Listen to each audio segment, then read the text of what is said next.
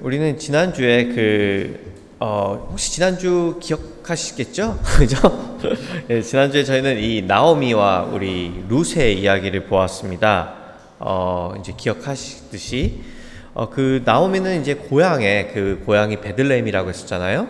고향의 베들레헴에 이제 흉년이 드니까, 나오미는 남편과 함께 또 아들들을 데리고 이 이방 땅, 모압으로 갔었죠. 그러니까 약속의 땅에서 이제 원수의 땅으로 간 것이에요. 그리고 이제 거기서 어떻게 보면 이민을 가고 아메리칸 드림을 꿈을 꾸고 갔는데, 거기서 그녀는 이제 남편과 두 아들을 잃고 맙니다. 어떤 생각이 나오미는 들었을까요? 참 많은 생각이 들었을 것 같은데, 아마도 제가 나오미였다면은 우선은 그곳에서 살기 싫었을 것 같습니다.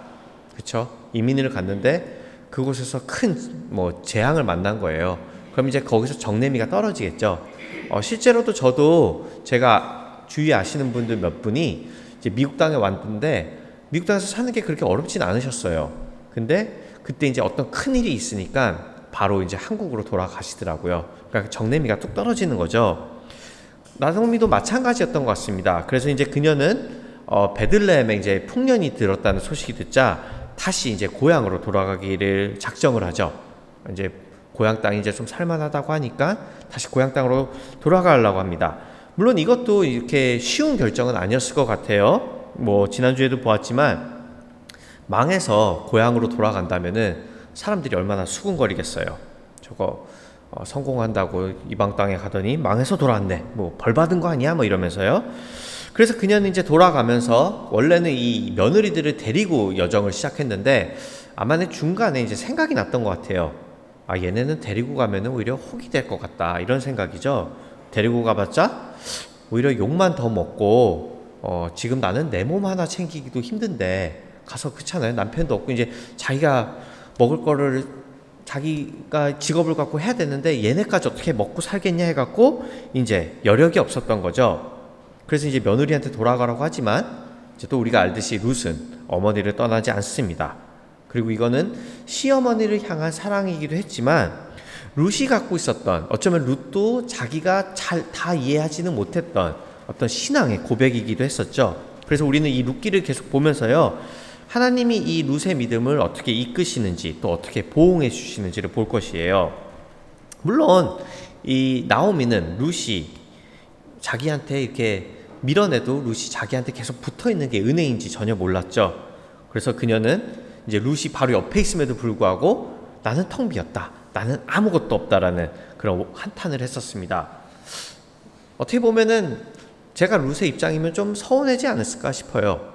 나는 시어머니를 따라서 시어머니를 위해서 왔는데 시어머니가 사람들 있는 데서 내가 옆에 있음에도 불구하고 아무도 없다 이렇게 한다면 우리도 그러지 않을까요? 여러분들의 남편, 배우자가 있는데 내 아내가 내가 옆에 있는데 이 사람은 아무런 쓸모 없어요, 나는 지금 텅 비었어야 한다면은 우리 역시도 나의 존재를 이렇게 무시하네, 나한테 감사할 줄 모르네 하고 욱할 수도 있겠죠. 그렇지만 룻은 그 모든 것을 참고 나오미를 곁에 지켜주었습니다. 그래서 우리는 이것을 보고 곁에 있는 은혜라고 이제 지난주에 말씀을 그렇게 나누었었죠. 아무리 우리가 무시하고 밀어내려고 해도 우리 곁을 지켜주시는 곧 그리스도께서 우리에게 보여주신 그 은혜 말이에요. 그래서 오늘 저는 오늘은 이제 룻기 2장을 통해서 그렇다면은 이 곁에 있는 은혜가 어떻게 더 구체적으로 나타나는지, 그리고 이것이 나오미를 또 어떻게 변화하는지를 여러분들과 함께 한번 나누어 보려고 합니다. 그래서 이제 본문으로 들어가 보자면요, 오늘 박혜선 집사님이 아주 긴 본문을 잘 읽어주셨는데 한번 눌러주시면은, 자, 오늘 본문은 이제 이삭을 주우러 가겠다는 이 룻의 이야기로 시작을 합니다. 이건 잘못됐네요. 잠시만요. 이거는 구절이 잘못됐어요. 그러니까 룻이 이제 제가 2절을 잘못 썼는데요. 룻이 이제 이삭을 주우러 가요. 그러니까 지난주에 말씀을 드렸지만 그 당시 여성은 이제 혼자 일자리를 잡을 수 없기에 이제 어디 가서 그 이삭이라도 줍겠다는 것이죠. 그러니까 이거는 룻이 지금 자기가 독창적으로 생각해낸 기가 막힌 아이디어가 아니라요, 그 당시 이스라엘에 있었던 사회복지 제도였어요. 그러니까 조금 설명을 드리자면 이 레위기 19장을 보시면은 이 어떤 율법이 있냐면은 밭의 주인이 있을 거 아니에요? 밭의 주인이. 그럼 밭의 주인이 무엇을 했어야 되냐면은 이 추수를 할 때 그 가장 끝에 자리는 추수를 금지했어요. 원래는 추수를 하면은 그 사장 마인드는 남은 한 알까지 자기가 다 추수하고 싶을 거 아니에요? 그런데 이 율법이 뭘 금지했냐면은 밭에 있는 가장 끝에 있는 것은 벼를 못 베게 했었고, 그리고 땅에 떨어진 것은 줍지를 못하게 했어요. 그래서 이제 그것들로 하여금 이제 고아나 과부, 이제 이방인들이 그 밭을 지나갈 때 그 남은 이삭을 주울 수 있게 한 것이죠. 그러니까 이건 한편으로 보면은 오늘날로 치면은 어떤 고급형 사회 복지 제도였습니다. 그러니까 그냥 주는 게 아니라요, 이 도움을 받는 사람들도 어떤 노동을, 어떤 일을 하게끔 만든 것이었어요. 그렇지만 그렇다고 해서 이게 쉬운 일은 또 아니었습니다. 주로 이 일들을 사람들은 언제 했냐면은 땡볕에서 해야 됐고, 그 많은 이제 역사가들의 제가 이제 자료를 카피한 거잖아요. 보면은 하루에 많이 주워야지, 그 한 사람이 그 밭에 가서 주울 때 하루에 많이 주워야 한 400g에서 500g을 주웠다 해요. 그러니까 이거는 어떻게 보면은 진짜 입에 풀칠할 정도였던 거죠. 근데 심지어 지금이 어느 때인가요? 사사시대 때죠. 사사시대 때. 그러니까 서로가 최선을 다해서 하나님의 법을 어길 때였어요. 그러니 이런 법이 있다 해도 그 밭의 주인들이 이 율법을 잘 지키진 않았을 것 같아요. 그죠?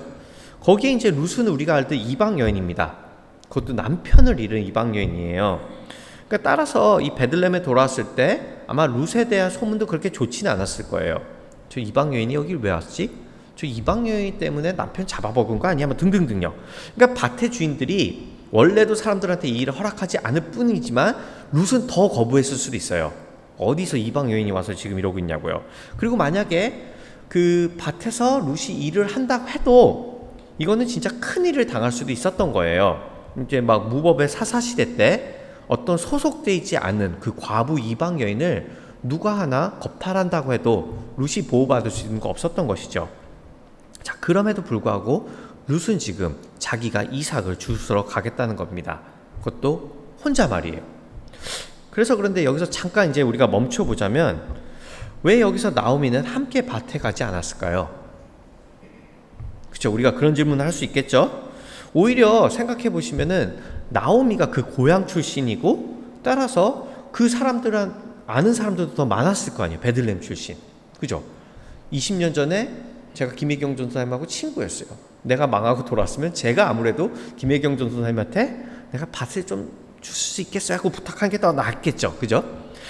그러니까 나오미가 시어머니여서 지금 나이가 많아서 나오미는 이삭을 주술 힘이 없어서 그랬을까요? 그건 아닌 것 같습니다. 그러니까 당시의 여성들이 언제 시집을 갔냐면은 대충 한 12살, 13살쯤 시집을 갔다고 해요. 그러니까 지금 나오미의 나이는요, 여기 나온 나오미의 나이는 한 40대? 많아야 한 50대쯤 초반으로 봅니다. 그러니 이삭 정도는 먹고 살려면 충분히 할 수 있었던 거죠. 자, 그렇다면 왜 나오미는 따라가지 않았을까요?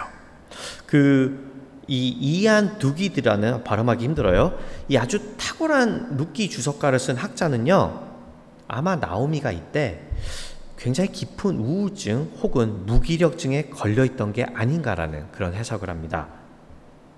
그러니까 어떻게 보면은 굉장히 설득력 있는 해석 아닌가요? 우리 같아도 남편 둘을 잃어버리고, 남편 둘이래, 큰일 날 뻔했다. 남편 둘은 아니에요. 남편 둘 잃으면 더 절망이겠다. 남편을 잃어버리고 자식 둘을 잃어버렸다고 한다면은, 내가 더 열심히 살아야지, 내가 정신 차려야겠어라는 그런 생각보다는 내가 지금 살아도 사는 게 아닌가라는, 그죠? 죽지 못해 산다는 그런 느낌이 더 들었을 테니 말이에요.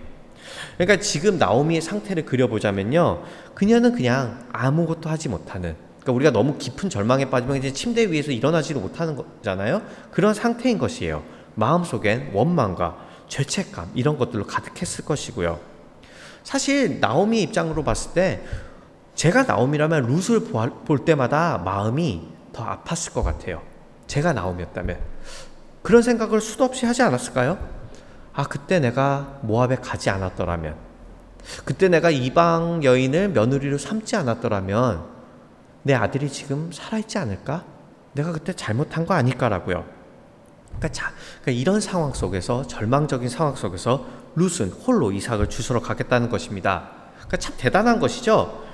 자신을 먼지같이 여기고 자신을 떼내려 하는, 어쩌면 지금도 자신을 바라보는 눈초리가 그렇게 다정하지 않은 시어머니를 위해서 자기가 모든 것을 감수하고 지금 일을 나가겠다는 것이잖아요. 그렇죠? 이거는 굉장히 과도한 사랑이죠. 사실요, 성경에는요, 이런 과도한 사랑을 가리켜서 쓰는 단어가 하나 있습니다. 이 히브리 말인데요, 아마 들어보셨을 테요. 그 단어가 헤세드입니다. 혹시 들어보셨나요? 헤세드란 단어? 그러니까 그 뜻은요, 은혜, 자비, 긍휼 뭐 이런 뜻인데, 실제로 이 단어의 뜻은 이렇게 아주 짧게 이렇게 함축할 수가 없다 해요. 그러니까 가장 이 단어를 아주 쉽게 표현을 하자면은, 우리의 언어로 쉽게 표현하자면은 오바예요. 오바에서 하는 사랑이라고 보시면 돼요. 그러니까 제가 이걸 어떻게 설명할까 하다가 제 머릿속에 가장 먼저 떠올랐던 예가 뭐냐면은, 곰교롭게도 드라마였어요. 예전에 우리 교회에서는 많이 언급이 됐겠지만, 나의 아저씨를 보신 적 계시죠? 나의 아저씨. 나의 아저씨를 보시면 기억하겠지만, 거기에는 이제 이지안이란 등장인물이 있어요. 아이유가 맡은. 그리고 이 아이유한테는 엄청난 빚이 있었어요. 그리고 뭐 억울한 빚이긴 한데 어쨌든 빚이 있어서 이 빚을 못 갚으니까 이제 막 젊은 남자가 1회부터 막 때리는 장면이 나와요. 빚을 못 갚으니까 막 계속 착취하는 거예요. 그리고 아무리 낮밤으로 일을 해도 이제 이자 갚기도 힘든 상황이었던 거예요. 그런데 이제 이성균 씨가 나타나죠. 나의 아저씨가. 그리고 그 상황을 알게 되었어요. 그러면 상식적에서는 직장 상사였거든요. 이성균 씨가. 상식적으로 보면 아무리 착하다고 해도 해줄 수 있는 사랑의 선이 어디 있을까요? 사랑의 선이. 아마도 그냥 따뜻한 말 한마디 해주는 거겠죠. 힘들겠다. 힘내. 내가 밥 사줄게. 아니면은 뭐 가끔 용돈을 챙겨주든지. 그 정도예요. 그런데 이 나의 아저씨가 이 사채업자 놈을 찾아가서 싸워요. 이 나의 아저씨는 당시 40대 중반이로 보이고, 이 젊은 사람 한 20대 초반이거든요. 그러니까 두들겨 맞을 거 아니에요. 저는 40대니까 20대랑 절대 안 싸울 거예요. 근데 이 사람은 가서 그 사채업자랑 막 두들겨 패고 싸웁니다. 그리고 내가 그 빚을 다 갚아주겠다고 해요. 이건 뭘까요? 상식적에서 보면 오바죠. 자칫하면 호구 잡히는 일이에요. 또 오해받을 수도 있고요. 그런데 이게 바로 성경에서 말하는 헤세드입니다. 머리와 상식으로는 이해가 안 되는, 어떤 대가를 기대하지도 않는, 그 선을 넘는 그 사랑인 것이죠. 그러니까 룻은 지금 이 헤세드를 나오미에게 보여주는 것입니다. 보통 며느리가 할 수 있는 선은 이미 넘은 지가 오래인 것이죠. 자, 그런데 이때 룻이 이제 나오미에게 이 과도한 사랑을 보이러 밭에 나갈 때, 한번 눌러주시면, 이거는 맞겠네요. 자, 3절이에요. 신기한 일이 생기죠. 여기서 혹시 눈에 띄는 단어가 하나 보이시지 않나요? 눈에 띄는 단어. 이 단어는 여기 없어야 되는 거 아니야? 라는 단어. 바로 우연이라는 단어이죠. 그러니까 당시에 밭이, 뭐 이스라엘이 아무리 조그만 나라여도 밭이 한두 개는 아니었을 거 아니에요. 굉장히 많은 밭이 있고 룻이 갈 수 있었던 초이스는 많았을 거예요. 그런데 우연히 어쩌다 보니 보아스에 속한 밭에 룻이 간 거예요. 그리고 거기 있는데 또 한번 눌러주시면 마침이라고 시작하죠. 그러니까 또 우연히 보아스가 그때 밭에 옵니다. 그러니까 우연의 연속이죠. 왜냐하면은 당시 보아스는 이 밭의 사장인데, 사장이라고 해서 항상 이 밭에 있던 건 아니잖아요. 원래 사장님은 일 안 해요. 뒤에서 이렇게 보지, 어디 마실 갖다 놨다 보지. 근데 마침 보아스가 또 온 거예요. 그러니까 저자는 그래서 지금 이야기를 하는 거예요. 그때 딱 마침 보아스가 왔다고요. 그런데 이 보아스가 어떤 사람일까요? 첫마디에서 우리는 보아스가 내놓은 그 첫 대사로 보면 그 사람이 어떤 사람인지 알 수 있겠죠. 여호와께서 너희와 함께 하시기를 원하노라. 그러니까 이 사람은 그 무지막지한 그 사사시대 때, 아무도 하나님을 섬기지 않던 시대에 어떤 천연기념물 같은 존재예요. 그 시대에 정말 드물게 있다 하나님을 섬기던 사람. 그러니까 정리를 해보면은 룻은 그때 아무 밭이나 갈 수 있었는데 우연히 보아스의 밭으로 갔고, 거기서 또 우연히 마침 보아스가 밭에 시차를 나오게 됐고, 그런데 하필 또 그 보아스는 그 시대에 1%도 안 되던 하나님을 섬기던 사람이었던 것이에요. 룻이 정말 이렇게 운이 억수로 좋았던 것일까요? 막 우연의 연속이 터지게? 그렇진 않겠죠. 그러니까 이거는 저자의 어떤 문학적 장치라고 보시면 될 것 같습니다. 그러니까 우연이란 이름 속에서 우연을 빙자한, 즉 우리는 우연이라고 생각할 수 있는 그 일들의 연속들이 실제로는 하나님의 인도하심과 섭리라고 저자는 이렇게 돌려서 말하고 싶은 거죠. 그렇게 이제 아까 또 언급해드렸던 그 이안 두기드라는 그 학자는요, 이 장면을 보면서 이 장면이야말로 우리에게 그 굉장히 잘 알려진 잠언 19장 9절 말씀, 혹시 아시는 분 계신가요? 그 말씀이 뭐냐면은 사람이 마음으로 자기의 길을 계획할지라도 그 걸음을 인도하는 자는 여호와시니라 라는 그 구절을 기가 막히게 보여주는 장면이라고 이 학자는 얘기합니다. 그러니까 예를 들어서요, 룻한테 어느 날 갑자기 천사가 야, 룻, 너 시어머니 따라가야 돼, 이렇게 해야 돼, 저렇게 해야 돼, 이렇게 한 건 아니었어요. 그러니까 룻은 몰랐어요. 어떤 일들이 어떻게 펼쳐질지 룻은 전혀 몰랐죠. 하지만 그녀는 그 알 수 없는 길을요, 믿음의 눈으로 한 발자국 가기 시작했고, 따라서 룻의 입장에서는 내가 이 길을 계획하고 내가 마음먹어 탈 수도 있었을 거예요. 그죠? 룻의 입장에서는요, 누가 시킨 게 아니잖아요. 자기가 나오미를 따라가겠다 결정했다고 생각할 수도 있어요. 그렇지만은 실제로는 그 걸음을 인도하시고 그 걸음을 끝까지 보아스의 밭까지 인도하신 건 하나님이라는 거죠. 그렇게 보면 이해가 되죠. 우리가 어떤 일을 할 때 때로는 우리가 계획한 것 같아요. 그렇지만 실제로는 그 뒤에서 그것을 인도하시는 건 하나님이라는 거죠. 그러니까 우리의 삶도 이와 마찬가지 아닐까요? 그러니까 우리가 무언가 믿음이라고 했을 때는 그것이 아무것도 안 하고, 내가 믿음 좋다 해서 아무것도 안 하고 하늘에서 무언가 떨어지기를 기대하는 건 아닌 것 같아요, 저는. 그러니까 우리가 믿음이라고 하는 거는 우리에게 주어진 자리, 우리의 책임에서 이게 하나님이 보내주신 옳은 길이라고 그 선택을 할 때, 때로는 그게 좀 멍청해 보이는 이 헤세드의 사랑이라고 할 때라도 그때는 그 길을 하나님께서 인도해 주신다는, 그러니까 내가 계획할 수도 있겠지만 그것을 하나님이 책임져 주신다는, 저는 그것이 정말 믿음이지 않을까라는 생각이 듭니다. 다시 이제 본문으로 돌아오면요, 자, 이제 룻이 이런 믿음의 행동을 보였어요. 자, 그러니까 또 한번 눌러주시면, 그녀는 이제 보아스가 이제 나타나게 됩니다. 보아스가 이제 등장을 해요. 그리고 이제 보아스가 막 묻죠. 야, 저 여인은 누구냐? 이제 보아스가 묻는 거예요. 그러니까 이제 막 사환은 좀 어려운 말인데, 저도 보니까 이건 그냥 관리인이에요. 그러니까 보아스는 굉장히 부자였던 것 같아요. 관리인까지 부린 거 보면. 그러니까 이제 관리인이 막 설명을 하죠. 이 친구는 사장님, 이 친구는 그 나오미의 며느리예요. 근데 뭐 사정이 이래서 이렇게 남편이 있고 왔는데, 지금까지 아주 죽어라 일을 하고 있어요. 여기 보시면 나오죠. 아침부터 일을 하고 있다고. 그때 이제 보아스가 막 그럽니다. 이제 8절에 보면 보아스가 그런 말을 하죠. 뭐 감동을 받았던 것 같아요. 쉽게 정리하면 이런 거예요. 너 이제 딴 데 가지 마. 그냥 내 밭으로만 와라. 그러면서 그 룻을 향해서 이제 딸이라고 부르고 룻한테 이제 안전을 보장합니다. 아무도 너를 건드리지 못할 거야. 너는 내가 지켜줄 거라고요.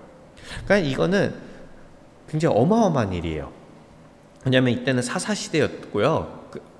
언급해드리지만 그때 여성은 거의 물건이나 가까운 존재였어요. 그러니까 누가 그러더라고요. 그때 여성은 she가 아니고 it이었다고. 근데 심지어 룻은 과부의 이방 여인이에요. 그러니까 이거를 딸이라고 부르기보다는, 제가 보았었으면 그랬을 것 같아요. 어떤 이방 여인, 과부가 와서 내 밭에서 하면은 거부하지 않았을까 하는 생각이 들어요. 저거 여기 왜 왔지? 저 창녀인가? 쫓아내야 되지 않을까? 제 손 묻는 거 아닐 거 하고요. 그렇지만 보아스는 인격적으로 룻을 대하고 있는 거죠. 아마도 룻은 이렇게 자신을 인격적으로 대우하는 보아스의 모습 속에서 아마 이 동네에 와서 처음으로 어떤 따뜻함 혹은 어떤 안정감을 느끼지 않았을까 합니다. 그러니까 자기도 씩씩하게 내가 이삭을 주스러 간다고 말은 했지만 얼마나 속에서는 불안했겠어요. 그래서 이제 그녀는 이렇게 보아스에게 반응을 하죠. 룻이 이르되 내 주여, 내가 당신께 은혜 입기를 원하나이다. 나는 당신의 하녀 중에 하나와도 같지 못하오나 당신이 이 하녀를 위로하시고 마음을 기쁘게 하는 말씀을 하셨나이다 하니라 하고요. 그러니까 쉽게 말하면 룻은 이렇게 말하는 거죠. 와, 이거는 진짜 과분한 사랑이네요. 당신 같은 자가 어떻게 하녀에도 못 끼는 나를 이렇게 대접을 해서 오바를 해서 사랑을 하냐고요. 여기서 어떤 반복되는 주제가 보이지 않나요? 반복되는 주제? 그러니까 룻이 나오미에게 헤세드를 보여줬듯이 이제는 보아스가 룻에게 똑같이 헤세드를 보여주는 거죠. 그러니까 한 예를 들면은 그 룻이 나오미에게 그런 얘기를 했었잖아요. 내가 어머니를 떠나지 않겠다고. 그러니까 보아스가 지금 똑같이 룻에게 그 말을 하는 거예요. 너도 떠나지 말라고요. 내가 너를 떠나지 않겠다고. 그러니까 똑같은 은혜를 보여주는 거죠. 그러니까 다른 말로 하면요, 이 헤세드를 보인 룻에게 하나님이 모른 척하지 않으시는 거예요. 오히려 똑같은 아니면 더 큰 사랑으로 룻에게 갚아주시는 거죠. 그리고 그것을 통해서 룻은 13절에 나왔듯이 자신의 마음에 기쁨이 넘치는 거고요. 저는 이 장면을 보면서 이 장면이 우리에게 어떤 좀 위로와 도전이 되었으면 좋겠다라는 그런 생각이 들었어요. 솔직히 우리가 사는 세상은 어떻게든 손해 안 보려고 사는 세상이잖아요. 그렇죠? 제가 회사에서 일할 때도 느끼는 건 그거예요. 저도 그렇고 다들 그래요. 서로 손해보는 일은 안 하려고 해요. 괜히 누구에게 손을 내밀었다가 상처받을 것 같고, 그러니까 우리의 마음이 굉장히 냉랭해져 있는 걸 느껴요, 요즘 세상은. 그래서 이제 팀 켈러 목사님은 이런 이야기를 하셨어요. 또 한번 눌러주시면 Everyone says they want community and friendship, but mention accountability or commitment to people and they run the other way. 무슨 얘기인지 이해가 되시죠? 그러니까 사람들은 다 그러는 거예요.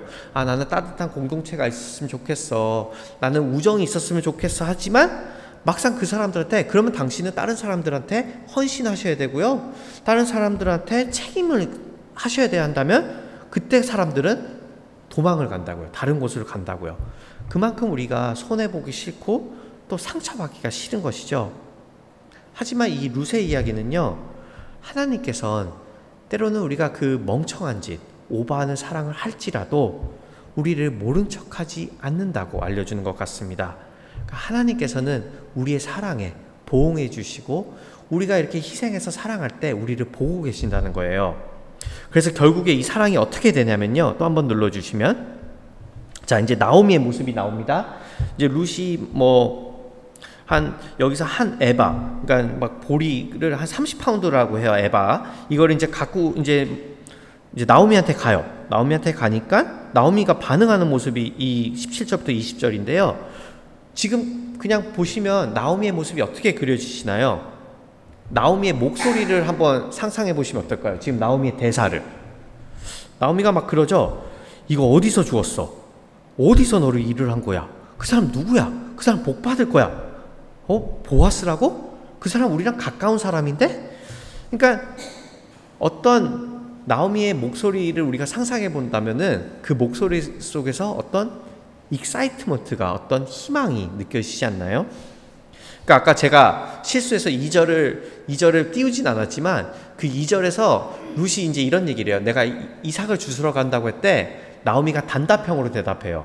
내 딸아, 그래라. 굉장히 냉랭했던 거예요. 근데 지금 나오미의 모습은 본문 초반하고 후반이 완전히 달라진 모습이죠. 그러니까 그 조건 없는 헤세드의 사랑이 이 나오미의 마음을 녹인 거예요. 하나님께서는 그 사람들의 사랑을 통해서 어떻게 한 사람을 또 치유하는지를 보여주는 것이죠. 그래서 말씀을 이제 정리해 보려고 하는데요. 이 룻기 2장은요, 우리에게 헤세드의 사랑이 어떻게 한 사람에게 다시 한번 희망을 품을 수 있게 하는지를 보여줍니다. 그러니까 그만큼 누군가가 나를 전폭적으로 믿어주는 그 사랑의 힘이 어마어마하다는 것이죠. 그래서 저는 제 생각을 또 했던 것 같아요. 그러니까 제가 이제 아까 박승현 집사님이 기도해 주신 것처럼 제가 이틀 후에 이제 목사 안수를 받잖아요. 네, 이제 이틀 후면 목사 안수를 받는데, 그때 이제 제가 목사 고시에서 이제 인터뷰를 봤어요. 목사 이제 고시 위원장분들이 쭉 있고, 그 중에 이제 한 분이 저한테 그렇게 물어보시더라고요. 그 신 강도사는 이 목사 고시를, 목사 안수를 지금 꼭 받아야 되는 그 열정이 타오르는 그 마음이 있냐고요. 그렇게 물어본 거예요. 너 정말 목사 이번에 안수 꼭 받아야 되는 그 열정이 있어? 이유가 있어? 이렇게 물어보는 거예요. 근데 제가 그때도 대답을 했고 지금도 이게 맞는 정답인지 모르겠어요. 어떻게 보면 노 목사님한테 혼날 수도 있을 것 같은데, 근데 그때는 제가 제 머릿속에 가장 먼저 떠오르는 대답을 했는데 그게 뭐였냐면요, 제가 그때 떠오른 그대로 얘기하면은 우리 교우들 때문에 제가 받아야겠다는 생각을 했다고 말을 했어요.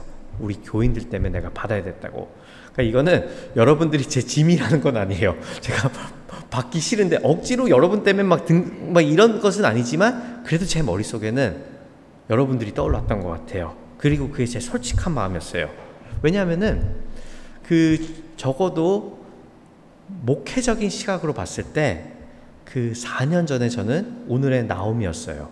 오늘의 나옴이. 그러니까 저는 그때 당시 소속된 교회도 없었고요. 우리 안상균 집사님은 잘 아실 거예요. 저는 소속된 교회도 없었고 떠돌이였고, 그리고 그 전 교회에 있었던 일로 제 마음에는 굉장히 많은 트라우마나 상처, 원망, 그리고 죄책감도 있었던 것 같아요. 그러니까 막 맨땅에 그때 헤딩식으로 막 개척을 해볼까 했는데 사람들이 아무도 연락을 안 하니까 막 이제 좌절감도 오고 희망도 없고, 내가 이 모습이었구나, 내가 망친 거구나 하는 그런 생각이 들었어요.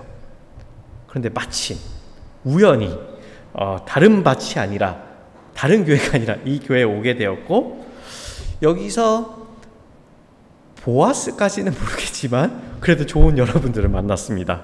그러니까 우리가 막 룻과 보아스 같이 그런 아주 과도한 사랑을 지금까지 한 것 같진 않아요. 그렇지만 여기 계신 분들은 저에게 충분히 따뜻한 사랑을 주셨고 지금도 주시고 계십니다. 제가 다시 목회 소망을 갖고 그 교회에 대해서 냉랭했던 제 그 마음이 많이 녹아진 만큼요. 아마 성도님들 가운데서도 잘 생각해 보시면은 누군가를 통해서 이런 사랑을 느껴보신 적이 있으시지 않을까 합니다. 이것이 오늘의 본문에 나온 것처럼 하나님께서 자신의 백성들을 다루시는 방법이기 때문에 그렇죠. 실제로요. 그리고요, 우리는 이 사랑을 우리가 깨닫던 깨닫지 않던 이미 받은 사람들입니다. 바로 그리스도를 통해서이죠. 그분은 룻이 나오미를 떠나지 않은 것처럼 항상 우리가 밀어내려고 할 때도 우리 곁에 계셔 주셨고, 나오미처럼 아무것도 못해서 그냥 앉아만 있는 우리를 위해서 자신이 대신 모든 위험을 감수하고 십자가를 지어주셨죠. 어디 그뿐일까요? 보아스야 룻이 어쩌면은 어린 나이에 일도 열심히 해서 그 마음에 감동을 해서 룻을 보호해주고 룻을 챙겨줬다고 했지만, 그리스도는 우리가 정말 나쁜 짓만 골라서 했을 때, 우리가 아직 죄인 되었을 때, 아무런 자격이 없을 때 우리를 참아주시고 우리를 보호해 주셨습니다. 그러기에 우리는 이 그리스도를 바라보며 다시 소망을 가질 수 있는 것이고, 때로는 내가 정말 많은 손해를 본다 해도 사람들이 봤을 때 너 오바야, 너 호구냐 할지라도 그 헷세대의 사랑을 할 수 있는 것이죠. 룻을 책임져 주신 그분이 우리의 그 때로는 멍청함을 기억하시고 우리를 갚아 주실 거라는 그 믿음이 있으니까요. 그래서 오늘 우리 같이 한번 또 찬양하는 그런 시간 가져볼까요? 우리 한번 또 나눈 말씀을 생각하면서 우리가 받은 그 헷세대 사랑, 또 우리가 이 헷세대 사랑을 우리 서로에게 또 어떻게 베풀어야 될지 한번 생각하면서 찬양하는 시간 갖도록 하겠습니다.